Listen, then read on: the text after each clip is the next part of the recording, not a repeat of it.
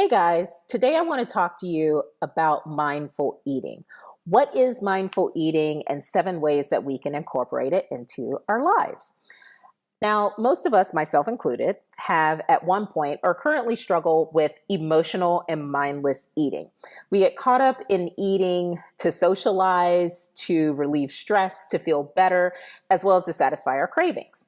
So first, let's talk about what mindless eating is. And mindless eating is pretty much where you're eating food and you're not paying any attention to what you're eating, how you feel when you're eating it, or how much is being eaten. You're just stuffing your face.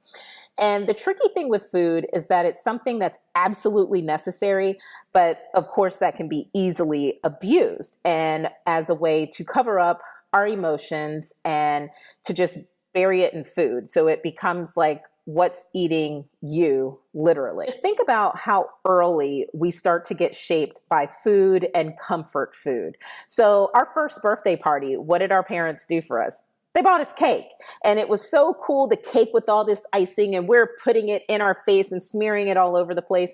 And for a lot of us, that's the first time we really had sugar.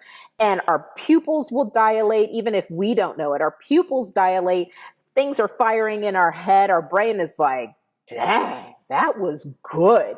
And the happy stuff fires up. And it can actually be at that point where we start our addiction or reliance on sugar. As we go on through life, if we're having birthday parties, if we're having graduation parties, any sort of celebration, it's always food related. So we had things that were typically fatty, carby, starchy, sugary, and it was good because again, those set off the good firing things in our mind. Not to mention the actual comfort foods from when we're kids and we have a crappy day at school and we tell our mom or dad or somebody about it and they're like, oh, honey, come over here, sit down over here. Let me get you some ice cream. Or for me, it was, let me get you some Oreos. Like I'm still like, I can't have Oreos in the house. Or, I had another client where it was mac and cheese. She would have a crappy day and her grandmother would make her a big bowl of mac and cheese. And even to this day, she's 40 plus. If she has a crappy day at work, all she's craving is mac and cheese. So food becomes a very emotional thing for us. Mindful eating is quite opposite. Mindful eating is simply paying attention to not only what we're eating, but also what does it look like? What is the texture? What is the taste? Why are we eating? How satisfied or full are we? Where did this food come from? Who helped to cultivate or grow it?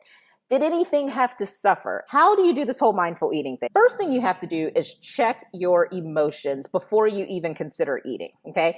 Are you eating because you're hungry? Or are you eating because you're bored, mad, sad, whatever? If you find that you're eating because of an emotion, I want you to think about a non-food option that you can do instead. If food wasn't available, what would you do if you were bored? Do not show up at the table hungry or very hungry, because everything I'm talking about right now, out the window, because you don't even care. You're just hungry and you're just trying to solve a problem. You're going to scarf it down and that's going to be it. Next thing you want to do is cut off distractions, okay? Cut off distractions so you can be mindful with your eating. Put your phone on airplane mode. I know this is really tough, but shut off your phone, put it on silent, put it on airplane mode, shut off the TV.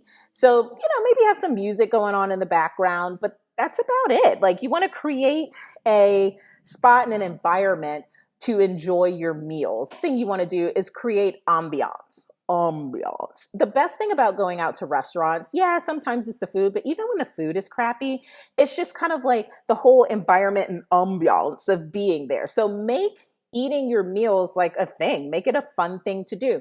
Purchase some nice plates that you actually like and silverware that you like. Have a real glass, maybe even a cloth napkin, even if you're not being crunchy like I'm crunchy.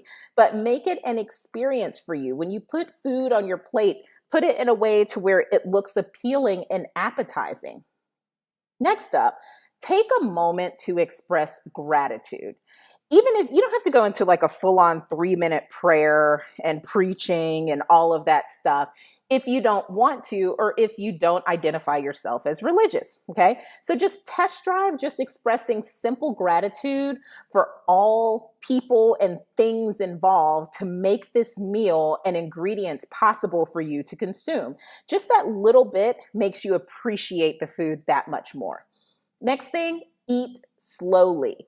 Savor the taste, the texture. You can even go to the point of asking yourself, how would you describe a certain food, or how that food feels texture-wise to a friend? And lastly, chew your food. Oh my God, like fully chew your food before putting another bite in your mouth. Again, the more it's broken down, not only the more that you release the flavors of the food, but you'll also, it helps with digestion. You know, you won't be so gassy, belchy, burpy, and your stomach won't be bloated. And again, you're releasing more nutrients into the food. Typically, I put my fork down or whatever I'm using in between bites. So bite, put it down, chew, chew, chew, chew, chew, chew, chew, chew, chew, not like the train. And then, you know, when I'm finished, swallow, put in another bite. Sometimes my goal is to always be the last person eating, because then I know that I've done a good job. Okay, so those are my 7 steps that you can put into action to change your whole relationship with food and to become a mindful eater.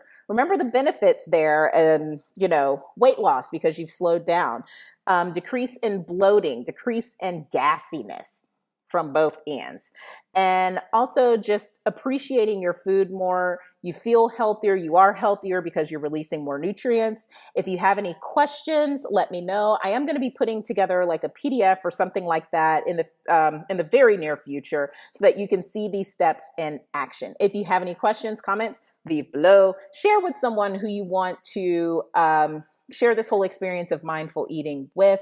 Sorry, this one was so incredibly long, but it was good information, hopefully, for you. And I will see you next time. Bye.